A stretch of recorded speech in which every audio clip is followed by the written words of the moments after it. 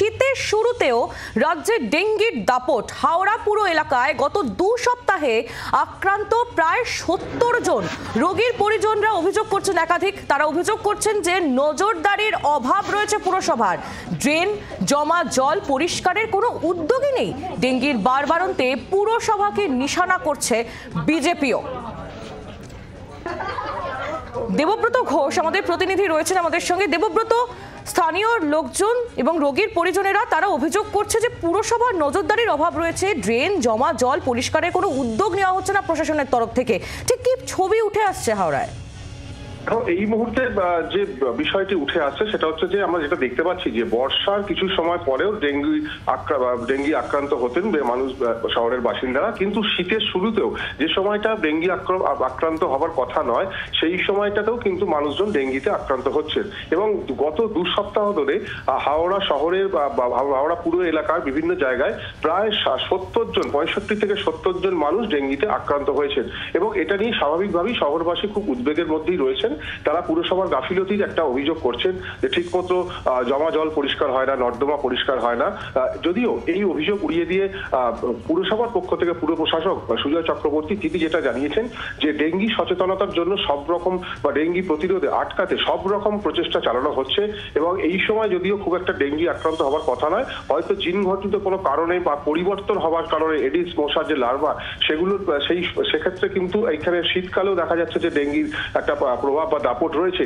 সেক্ষেত্রে যেখানে এই ধরনের আক্রান্তের খবর পাওয়া যাচ্ছে পুরসভার স্বাস্থ্যকর্মীরা সেখানে যাচ্ছেন এবং সমস্ত বিষয়টি তারা পর্যবেক্ষণ করছেন। এবং যে মশা মারার যে লার্ভা তেল সেগুলো বিভিন্ন জায়গাতে সেগুলো স্প্রে করা হচ্ছে, ব্লিচিং দেওয়া হচ্ছে বলে দাবি করা হচ্ছে। কিন্তু বিরোধীদের পক্ষ থেকে, বিজেপির পক্ষ থেকে যে অভিযোগ করা হচ্ছে যে আসলে পুরো কর্তৃপক্ষ এই ব্যাপারে কিন্তু ব্যর্থ। একেবারে এরকমই অভিযোগ করছেন এলাকাবাসী। দেবব্রত, তুমি আমাদের সঙ্গে থাকো। যারা আক্রান্ত হয়েছেন ডেঙ্গিতে তাদের পরিবারের তরফ থেকে ঠিক কি অভিযোগ করা হচ্ছে শোনাবো।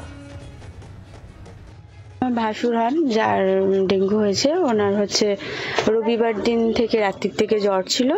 সোমবার দিন ডাক্তার দেখানো হয়েছে, তারপর হয়তো টেস্ট করেছে, ধরা পড়েছে। ভয়ের তো হবেই, কারণ বাড়িতে উনি ছাড়া আরো বাচ্চা আছে, তাদের এক্সাম আছে।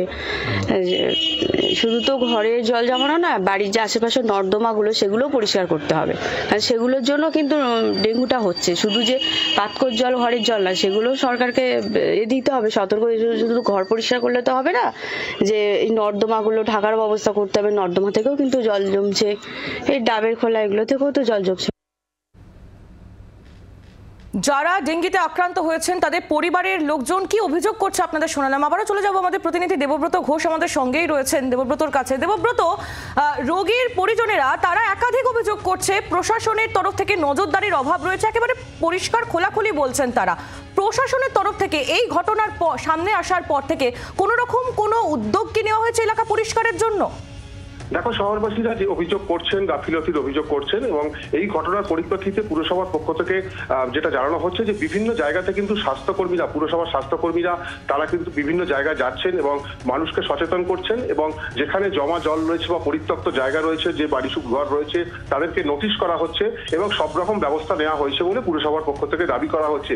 এবং আরো দাবি করা হচ্ছে যে গত বছর এ সময় যে ডেঙ্গির আক্রান্তের সংখ্যা ছিল গত বছরে সেটা প্রায় 2500 মতো, কিন্তু এবারে এখনো পর্যন্ত যেটুকু জানা যাচ্ছে যে এবছর 800 জন মতো এখনো আক্রান্ত হয়েছেন। এবং যে এখনো যে গত 2 সপ্তাহ যে আক্রান্তের সংখ্যা সেটাও কিন্তু খুবই একটা উদ্বেগজনক নয় বলেই পুরো কর্তৃপক্ষের দাবি।